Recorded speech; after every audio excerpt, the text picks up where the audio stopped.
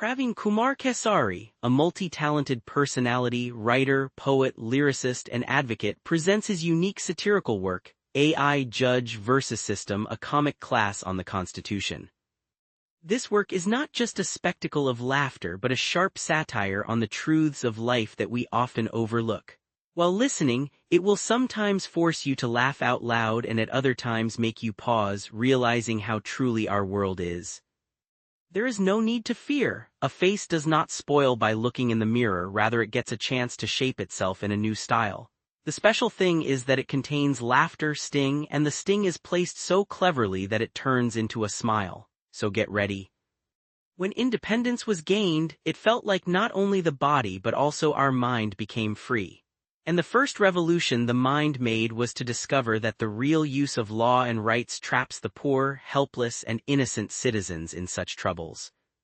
The law gave the public confidence in equality, but here equality meant that if the rich lose they can appeal, and if the poor lose they can appeal too. The only difference is that the rich appeal by taxi and the poor by foot. The biggest problem for the common citizen is the face of justice here is so slow and serious that it never matches the speed of a man's life. The Constitution is great, but those who work in it, investigators, prosecutors, clerks, and other friends, are like government clocks which run, stop, and the country's law and courts are like the elder in the house, respectable to everyone. But decisions are always made with the same stick for the small and big, criminals and non-criminals alike. The only difference is that this stick is cotton for the criminals. The difference is that sweets are eaten by rich criminals and the poor honest people can only gaze at them in the showcase to their heart's content. The makers of the Constitution never imagined that their rights would become criminals' rights instead of human rights. And in the court, the criminals smile as if they have come for a picnic. The common citizen thinks that the police and law are respected, but the truth is that respect remains only in songs, that the law has long arms, but its grip is so loose. The result is that a new trend has started in society. Those who know the law are troubled and those who tease the law are respected citizens. The direct and simple use of law is a very dull task. It has neither chili nor spices, if rights are only duties. Imagine if the minister did not have a discretionary quota, which means a quota for bribery in practice. What would be the taste of their politics? If the police do not have the right to catch the innocent, how will their tea stall run? Just think, if all these chains break, then who will bear the expenses of the fussy memsahib's powder, mascara, and lipstick among the poor government clerks and politicians? This is the real crisis of democracy. More rights lead to misuse of those rights. Since the British era, we have been feeding our children this bitter truth that honesty looks good in books, but in life your real duty is to use rights as per convenience, meaning as per benefit. Therefore, here duties. Those who do not know this art are honored by society as naive, simple, and useless.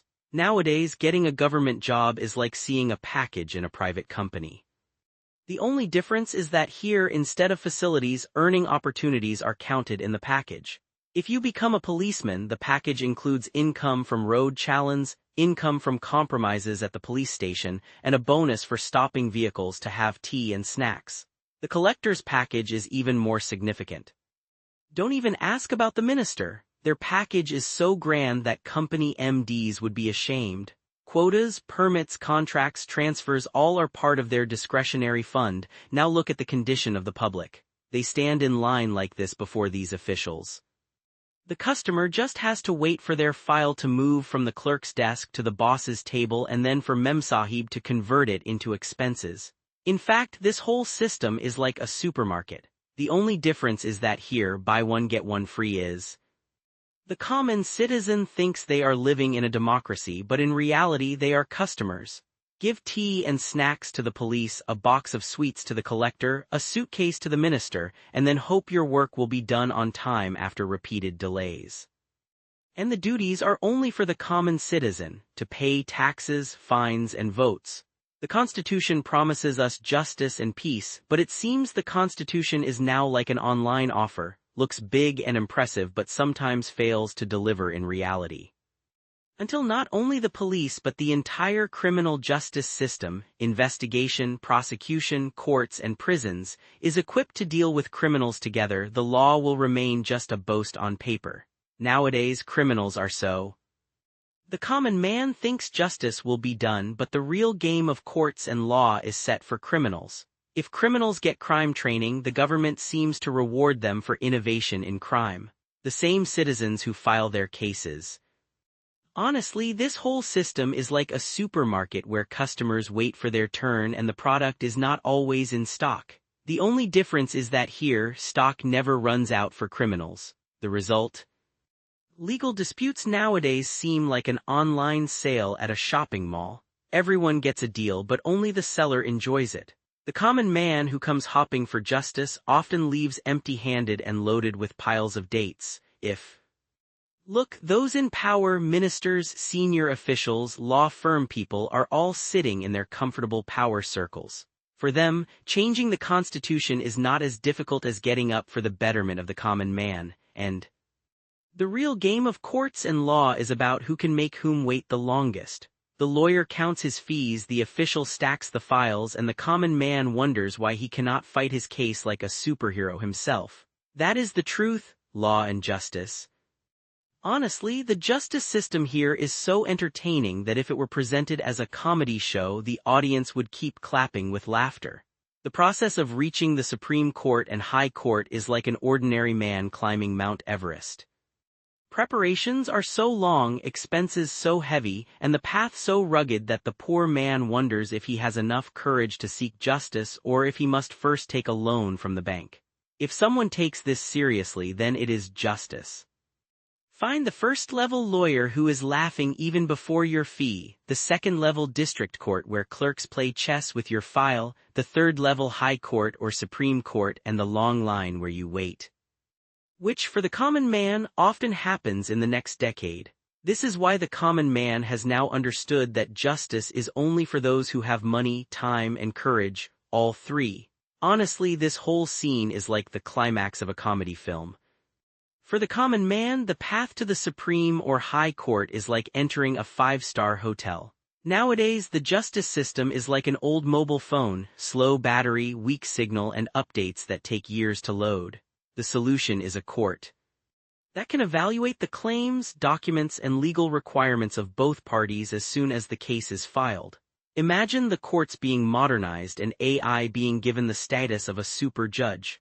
Now, as soon as a case is filed, AI quickly reviews the file and, if further research is needed, AI directly communicates with the central or state government research agencies or a super agency's lab, just like a CEO sending an email to his assistant. Within a fixed time, all reports are collected. Now enjoy this. If any party is not satisfied or questions arise about AI's mistake, the court can analyze it or have the right to hear such cases. Lawyers will argue, appeals will continue exactly like before. Imagine the common man standing in AI's line with a laptop and USB in hand, no popcorn, and lawyers leaving behind old skills of repeated adjournments and file handling to argue based on data, logic, and ethical principles. Criminals will now think, hey, our old tricks won't work before AI anymore. With the arrival of AI super judges, the justice system will not only become faster and transparent but also create a humorous relationship between lawyers, courts, and common people. They will have to work hard to win their cases, but based on values and principles, the same principles once read in books but forgotten outside the court. Imagine if lawyers work this way, they will not only serve their clients but the truth is that if AI and modern technology are used correctly, the justice system can become not just a business but a true fair of truth and logic. But in India, doing good here is not so easy. Why? Because evil here is.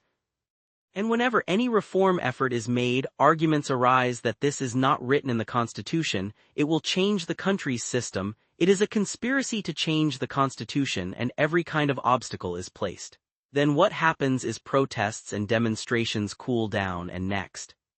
This is truly the most interesting and bitter aspect. The very people for whom reforms are made stand up against them. Lawyers count the pleasures of the old system, Officials are busy securing their coffee and files, and daily bread. The real challenge of reform in India is not bringing technology and AI, but that the art of opposition and obstruction is so strong that even the common man enjoys it. And this is why the real fare of the justice system is truth. Rising up and suddenly slipping back to the start, here every official, lawyer and criminal is on the field with their superpower, and the common man is not just a spectator but sometimes unknowingly also a player in the AI super. When talking about reform, arguments arise that this is not written in the Constitution and it is a conspiracy, meaning the real game of justice is still the same as the system was made, and opposition is also by the same people, officials, lawyers, means of livelihood. But the truth hidden behind the laughter is that if technology, AI and human wisdom work together and lawyers work not only for their cleverness but for values and principles, then this fare will not only be comic but the true fare of truth, logic and justice. In short, we can understand with laughter that justice is not just waiting and business. If adopted with the right vision, tools and courage, it can become the Constitution's promise, the court's duty and society's pride for the common man. And yes, then,